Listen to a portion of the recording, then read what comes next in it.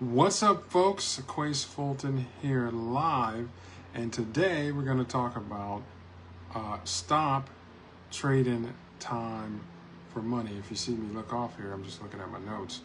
And that's what most of us are taught just from almost 0 to 20 years old. We're taught to trade time for money, and that anything outside of that is near impossible, which is not true. So if you are hearing this on a replay, go ahead and click replay. If you're hearing this now, let me know you're here.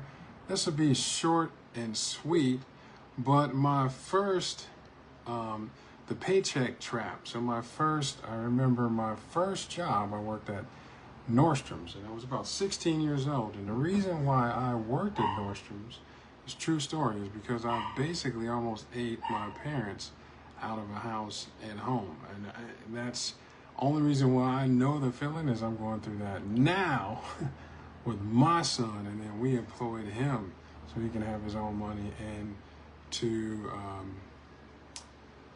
buy his own food.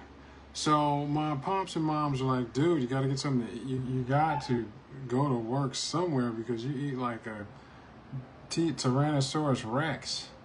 So I got a job at Nordstrom, not too far from my house. I was a runner, somebody who went and picked, helped the salesperson because they had, 3 or 4 flights of stairs. They had to go all the way to the back to get shoes, so a runner can help them serve more customers, and you get in shape doing it.